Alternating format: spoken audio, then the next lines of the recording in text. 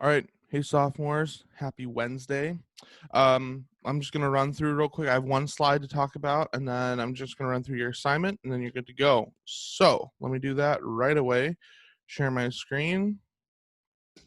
All right. So this whole first unit that we're about to talk about, this unit that is going to cover the rest of September, going into October, basically the first half of this semester is about culture.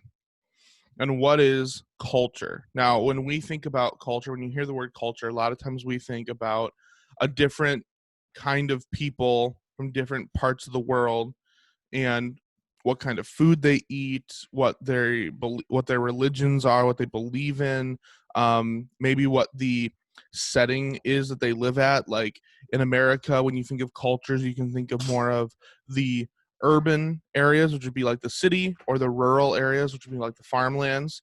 Um, there's those kinds, and we think about what is their a political structure. Like in certain countries there are still kings and queens, and in other countries like America there is a president, and it's ruled largely by popular vote as opposed to bloodline. All of this is things we often think about with culture, but what I want to focus on this unit is that culture does not always mean all those big picture worldwide international things. It does mean that, but it doesn't always mean that. Culture very very simply just means that it is the environment by which one is surrounded. And in this environment, you discover kind of who you are. And if you think about this, and the rest of the definition says it helps us perceive and understand ourselves. And as we understand who we are, we better understand the world around us. So think about different cultures or environments that you may may be in on a daily basis. Now, this used to be a lot more different before COVID because people were out and about a lot more.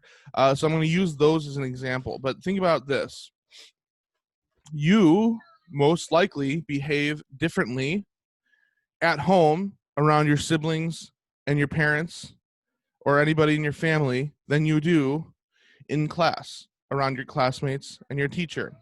You probably behave differently with relatives you may have in another state or country, and you might do things differently with them than you do with people or friends or relatives in this state. It's Streamwood, Elgin, that whole area. Um, think about this: the weather can be an indication of our environment. All right. Today and yesterday are both really rainy, gray days. And I don't know about you, but those are days that just really kills any motivation I had. Like if I was like, oh, I'm going to get all this done when it's raining outside, I'm just like,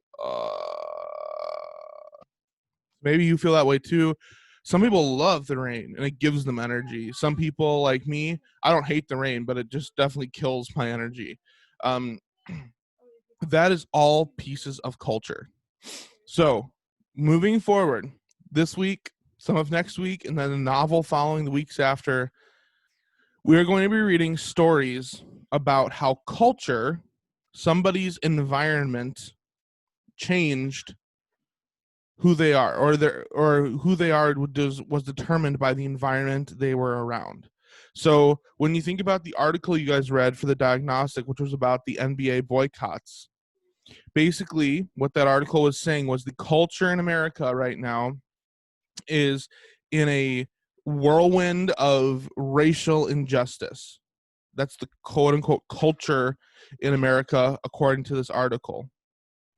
Now, whether or not you agree with that or not, because we're not going to talk about the political ramifications of that right now, um, that is what the author determined was the culture. And his determination of the solution to that culture was for athletes to boycott their pro sports. So that whole topic, even though we didn't talk at all about different kinds of peoples from different parts of the world, and different foods and religions and political systems and all this stuff, that was still culture. Culture in America looks like this, and this is how I suggest it can be fixed. So Today, you guys are going to be reading The Open Window. The Open Window is a very short story written by a man named Hector Hugo Munro, also known as Saki. Now, you might think, how does somebody named Hector Hugo Munro get the name Saki? Well, part of that is culture. So, Hector Hugo Munro sounds very British, and that's because it is. He was born in British Burma, which is basically back when England owned or I don't know if owned is the right word, when England settled a lot of India. And so he kind of took on the nickname Saki because that was what he was called there in India. So the reason we're talking about the author's background is it's helpful to keep in mind what happened in his past because it can inform some of why he wrote things the way he did. So his mother died tragically. He moved back to England where he was raised with his grandmother. And at the age of 23, he returned with his father, who was the inspector general to the Indian Imperial Police in Burma.